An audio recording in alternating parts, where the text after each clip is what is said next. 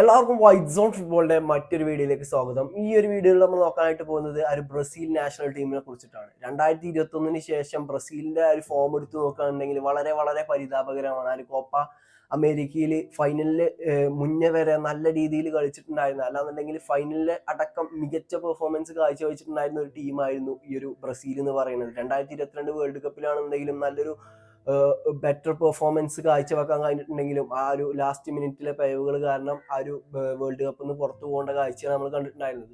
അങ്ങനെ ഒരു ടീമിന് ടിറ്റന്റെ അണ്ടറിൽ അത്രയും നല്ല രീതിയിൽ പെർഫോം ചെയ്തിട്ടുണ്ടായിരുന്ന വിത്ത് നെയ്മർ വരുമ്പോൾ നല്ല രീതിയിൽ പെർഫോം ചെയ്യുന്ന ഈ ഒരു ബ്രസീൽ നാഷണൽ ടീമിന് എന്തുകൊണ്ടാണ് ഇത്രയും യുവതാരങ്ങൾ അണിനിരുന്നിട്ട് പോലും, അല്ലെങ്കിൽ കറന്റ് സിറ്റുവേഷനിൽ വേൾഡിലെ ബെസ്റ്റ് പ്ലേയേഴ്സ് ആയിട്ടുള്ള റാഫീനിയും വിനീഷ്യസ് അടക്കം ആ ഒരു 11 ഉണ്ടായിട്ട് പോലും ഒന്നും നേടാൻ കഴിയാതെ ആ ഒരു അർജന്റീനക്കെതിരെ അടക്കം ഈ ഒരു 4-1 എന്നുള്ള ആ ഒരു അപമാന സ്കോറിൽ പരാജയപ്പെടുന്ന ഒരു കാഴ്ച എന്തുകൊണ്ടാണ് ബ്രസീലിന് വന്നത് എന്നുള്ളതാണ് നമ്മൾ ഈ ഒരു വീഡിയോയിലൂടെ നോക്കാനായിട്ട് പോകുന്നത്. അപ്പൊ നമ്മൾ ഈ ഒരു സ്റ്റോറി പറയുകയാണെന്നുണ്ടെങ്കിൽ 2014 കുറിച്ചിട്ട് ഈ ഒരു സ്റ്റോറി നമുക്ക് പറയാതെ കഴിയാൻ കഴിയില്ല. അങ്ങനത്തെ ഒരു ഇതിലേക്കാണ് നമ്മൾ പോകുന്നത്. അപ്പൊ 2014 എന്ന് പറയുമ്പോൾ ആദ്യം തന്നെ ബ്രസീൽ ഫാൻസിന്റെയും എല്ലാവരും ഫുട്ബോൾ ഫാൻ എന്ന നിലയ്ക്ക് ഒരു മനുഷ്യന്റെ മുന്നിലേക്ക് വല്ലെന്നുണ്ടെങ്കിൽ മനസ്സിലേക്ക് ഓർക്കാൻ കഴിയുന്ന ഒരു മത്സരം എന്ന് പറയുന്നത് ആ ഒരു സെമി ഫൈനൽ തന്നെയാവും. ബ്രസീൽ vs ജർമ്മനി മത്സരം.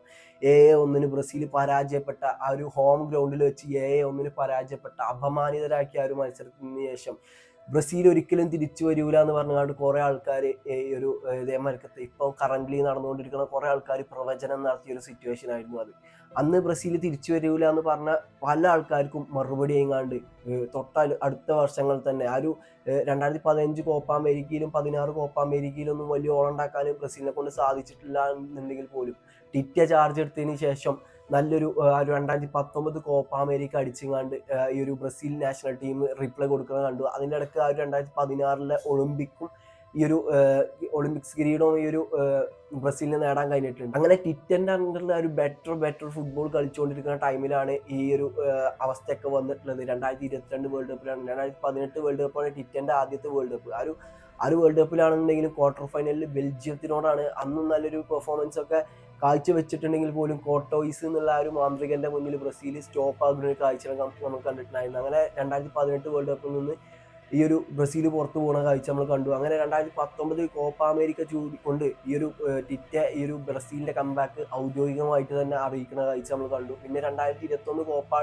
അമേരിക്കയാണ്. കോപ്പ അമേരിക്കയിൽ ആ ഒരു സീസണിൽ എനിക്ക് തോന്നുന്നു ബെറ്റർ ഫുട്ബോൾ കളിച്ചതൊക്കെ എന്തായാലും ബ്രസീലായിരിക്കാം. പക്ഷെ അന്ന് കിരീടം ചൂടിയത് കോപ്പ അമേരിക്കയിൽ കിരീടം ചൂടിയത് ഈ ഒരു അർജന്റീനയാണ്. ആ ഒരു ഫൈനലിൽ 1-0 എന്നുള്ള സ്കോറിന് ബ്രസീലിനെ പരാജയപ്പെടുത്തിക്കൊണ്ട് അർജന്റീനക്കാർ ഒരു ഇത് നേടാൻ കഴിഞ്ഞു എന്നുള്ളത് എടുത്തു പറയേണ്ട ഒരു കാഴ്ച. അതിനുശേഷം ഈ ഒരു ബ്രസീലിന്റെ ഫോം എന്ന് പറയുന്നത് വളരെ വളരെ പരിതാപകരമായിട്ടുള്ള അവസ്ഥയാണ്. അല്ലാന്നുണ്ടെങ്കിൽ ടിറ്റന്റെ അണ്ടറിൽ നല്ല ഫുട്ബോൾ കളിക്കുമ്പോഴും ആ ഒരു വേൾഡ് കപ്പിലാണെന്നുണ്ടെങ്കിൽ നല്ല രീതിയിൽ തന്നെയാണ് ഈ ഒരു ടിറ്റന്റെ ടീം കളിച്ചിട്ടുണ്ടെങ്കിൽ പോലും, പക്ഷെ ഈ ഒരു അഗെയിൻസ്റ്റ് ക്രൊയേഷ്യ വന്നപ്പോൾ 114 മിനിറ്റിലെത്തിയാണ്, എക്സ്ട്രാ ടൈമിൽ 114 മിനിറ്റിലെത്തിയാണ് ആ ഒരു ഗോള് ഈ ഒരു നെയ്മർ ജൂനിയർ അടിച്ചിട്ടുണ്ടായിരുന്നത്. നെയ്മർ ജൂനിയർ ആ ഒരു ഗോൾ അടിച്ചതിന് ശേഷം സ്വാഭാവികമായിട്ടുള്ള ഒരു റയൽ മാഡ്രിഡോ അല്ലാന്നുണ്ടെങ്കിൽ അങ്ങനത്തെ ഒരു ടീമാണെന്നുണ്ടെങ്കിൽ വാസിയ റയലോ അല്ലാന്നുണ്ടെങ്കിൽ ഇപ്പൊ അർജന്റീന ആ ഒരു ടൈമിൽ ഒരു ഗോൾ അടിക്കുകയാണെന്നുണ്ടെങ്കിൽ അപ്പൊ തന്നെ അവർ എന്ത് ചെയ്യും? ആ ഒരു ഫുൾ ഔട്ട് ഡിഫൻസിലേക്ക് പോകും.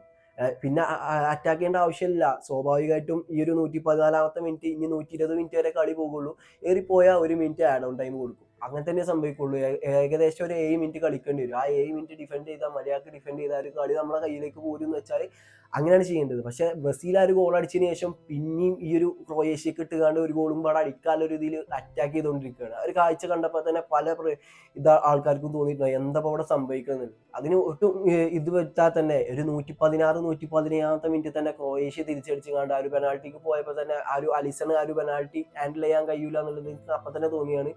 അവിടെ ബ്രസീൽ പരാജയപ്പെടുന്ന കണ്ടു. അങ്ങനെ 2022 വേൾഡ് കപ്പ് ബ്രസീലിന്റെ കയ്യിൽ നിന്ന് പോയി. അതിനുശേഷം വേൾഡ് കപ്പിന് ശേഷം ടിറ്റ പടിയിറങ്ങിയ ബ്രസീൽ എന്ന് പറയുന്നത് വട്ടപൂജ്യത്തിലാണ് എത്തി നിൽക്കുന്നത്. ഈ ഒരു വട്ടപൂജ്യത്തിൽ നിന്ന് ഈ ഒരു ബ്രസീലിനെ ഉയർത്തെഴുന്നേൽപ്പിക്കുക എന്ന് പറയുന്നത് ചില്ലറ നയിപ്പില്ല പരിപാടിയൊന്നും അല്ല.